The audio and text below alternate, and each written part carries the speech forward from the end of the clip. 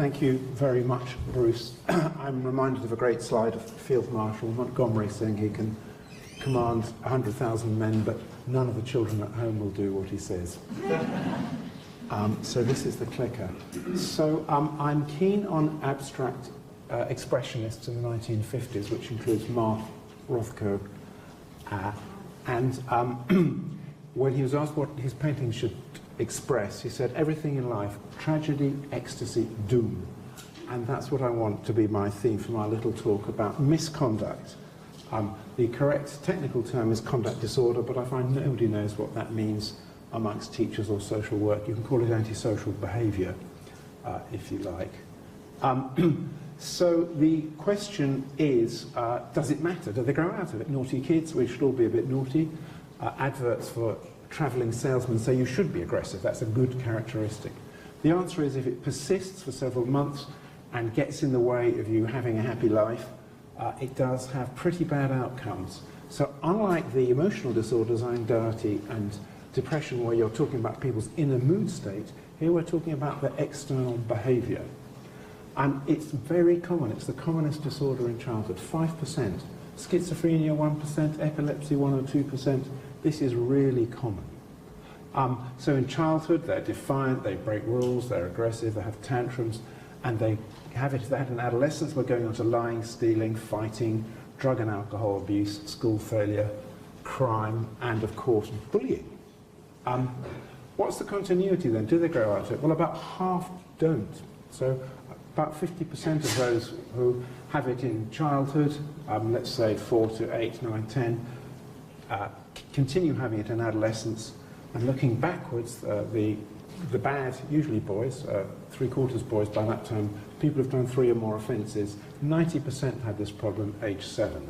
So you'll be thinking, aha, maybe there's an opportunity for early intervention here, and indeed there is. The cost to society, this is not including indirect costs, this is service cost, is at least $250,000 by the time they're 30. So if we wanted to make an economic case, you don't have to improve many of them to start being worthwhile. It is a hugely socially unequal problem. 5 times more of the people in the lowest SES group in Robert Goodman's ONS survey of 10,000 children and young people had it compared with the top group. It's up there with obesity as a, quotes, disease of the poor. So if we want social inequality, we should really be addressing this. Well, what are its causes?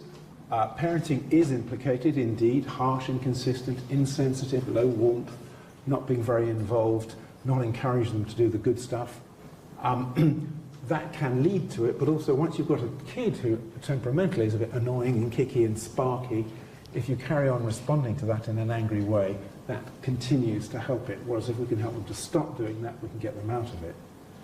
Genetics isn't terribly involved in common or garden disruptive behaviour, but actually there's a subgroup with so-called callous unemotional traits, the ones who might go on to become so-called proto-psychopaths, where it's much more strongly implicated, 80% in the People's Palace, the SGDP Centre, with 7-year-olds. They could identify them at 7, and they were 80% the antisocial and callous unemotional one. With colleagues such as Katja, who's talking more, we've done some brain scanning studies on these kids, and with Michael Craig. And what's interesting is the amygdala, I mean, simply put, to a simple person like me, it's where emotions like fear are remembered.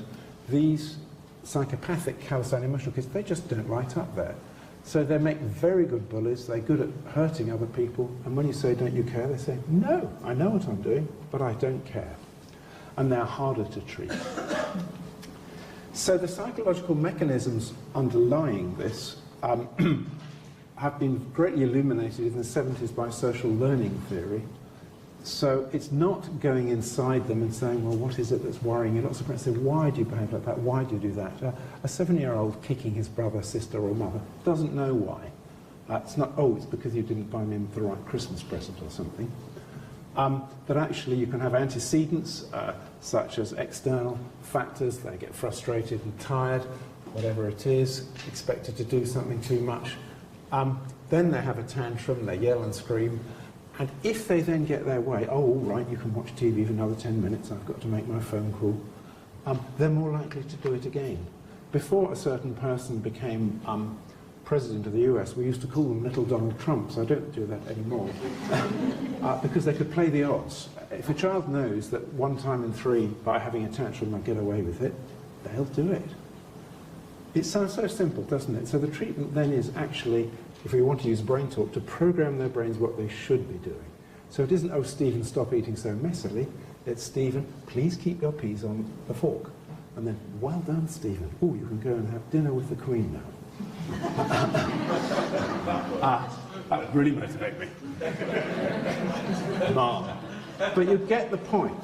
Stop running up and down Granny's corridor. She's got those lovely, rather hideous glass vases. Telling you just to stop doing something. Actually, what we want is our children to be interesting, fun, and things. So you need to guide them and say, please, Stephen, walk quietly down the corridor. You look like whoever it is, the greatest goal scorer for England going onto the pitch. So treatment then is rather simply what I call love and limits. 10 minutes a day, making the child the apple of your eye, letting them be in control. Doing collaborative activities. The left-hand side says, I'm not in on mum's back because he's watching her washing up. And then he's allowed to help her, even if he's not a very good washer up. Yes, you are in. This emotional involvement. And to answer the question of things, should misconduct be punished? Not harshly. It doesn't work. It breeds anger and resentment and wanting to get back at parents years later often. So the traditional approach really is not effective. So, ecstasy.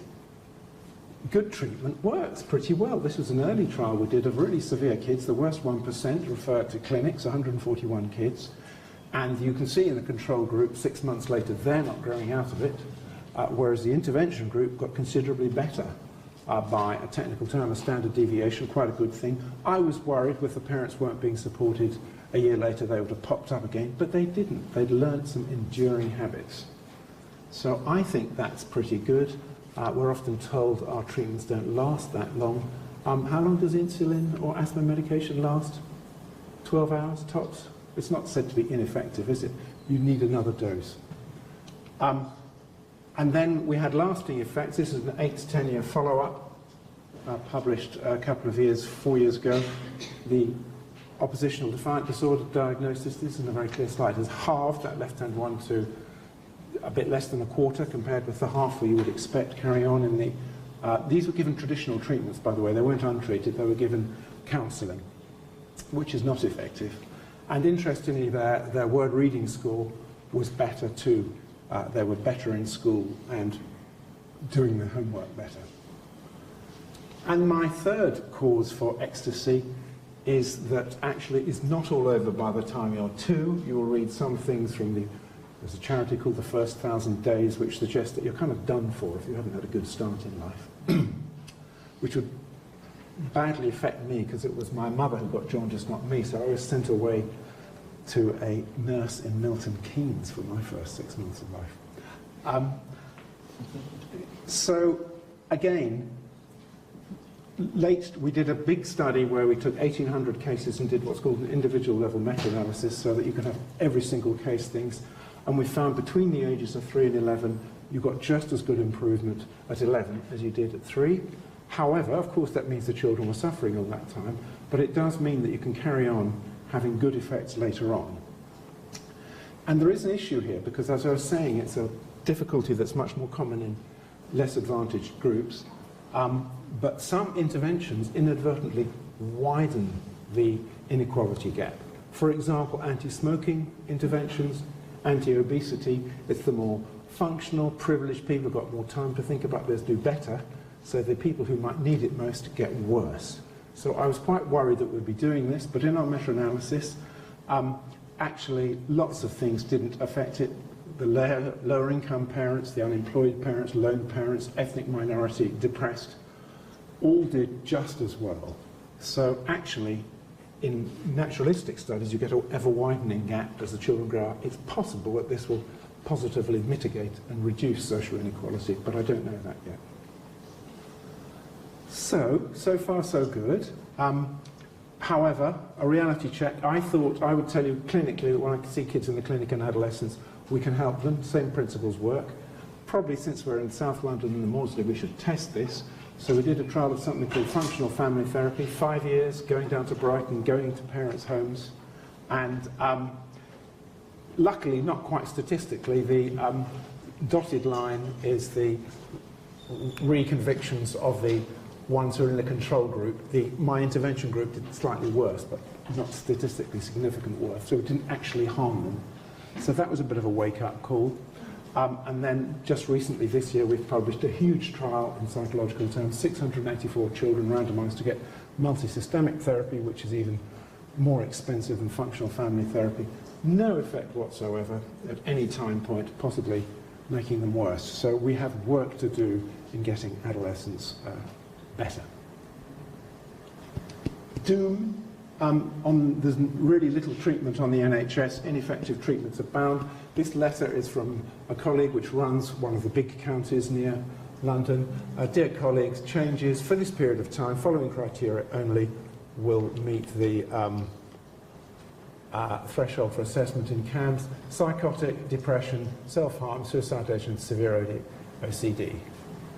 Conduct disorders, nowhere. Anxiety, nowhere. This is the reality when you're getting £50 a year per head of population for all outpatient mental health. What is given instead? We see lots of people in our clinic. We've had two recently. We've had equine therapy.